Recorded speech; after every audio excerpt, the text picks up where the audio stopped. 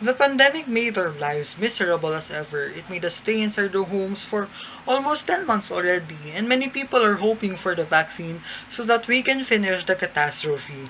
Hello, this is the Dinogulan squad, and we are presenting to you the COVID vaccine.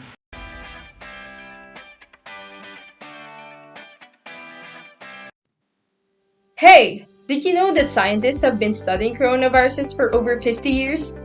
They were able to create the vaccine for COVID in a short amount of time because it's a member of that family. I also read that knowing the structure of the spike protein is important because it's needed to create that vaccine. Wait, let me show you a picture. As you can see, this is how the virus looks like. This is the E protein, the M protein, the envelope, and inside are the RNA and N protein. Now, the spike protein is important because it latches on to human cells. The green part right there, that's the one that binds to the receptors on the human cell surface, which will then allow the virus to enter. Now, the vaccines they made will then produce antibodies that will neutralize the virus by attacking these spike proteins. See? Isn't that easy to understand? This pandemic has caused a lot of deaths. The cases just kept on rising and it's getting really worse. 500,000 of the Filipinos today have COVID and 10,000 people already died. In the last 4 months, some Filipinos are acting like there is no virus spreading, going outside organizing a gathering and not practicing social distancing, and then they complain about the cases increasing. Meanwhile, the government doesn't have any specific plan at all. They are just waiting for a vaccine to arrive. People are struggling to live, doesn't have any money to buy food, no source of income at all. But instead of helping the Filipinos, the government spent billions of money on a sand that can be washed out someday. Celebrities and influencers here have privilege. They get to travel anywhere and some does not even care about the pandemic. Even if you do have the money to do all those things, think about what other people will feel about your actions. I must say that be a responsible citizen and always follow the safety precautions. At this point of time, we really need a vaccine for COVID. Here are some of the factors that can affect the demand of the vaccine. First, we have the priorities, which are the first row acceptors of the vaccine. They are the COVID patients that are active in the Philippines. There are a total of 25,882 active cases in the Philippines as of January 23, 2021.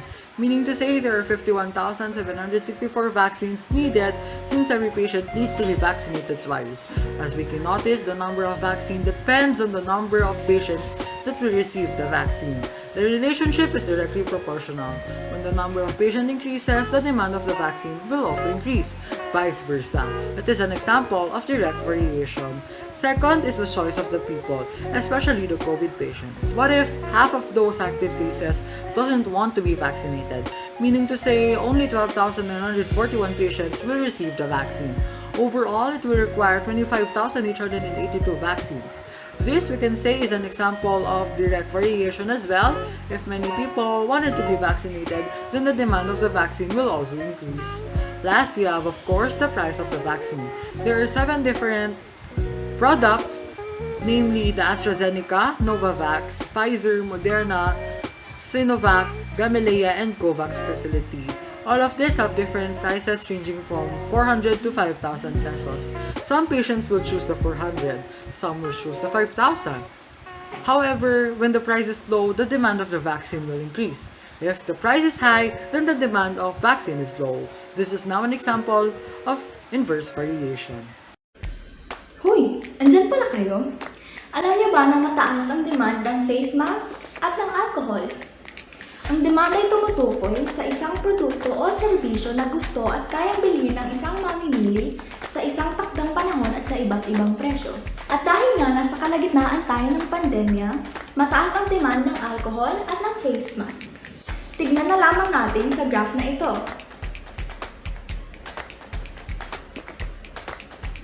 Makikita natin sa graph na ito na kapag mataas ang presyo, mababa ang demand. At kapag naman mababa ang presyo, mataas ang demand. Ayon, ang batas ng demand.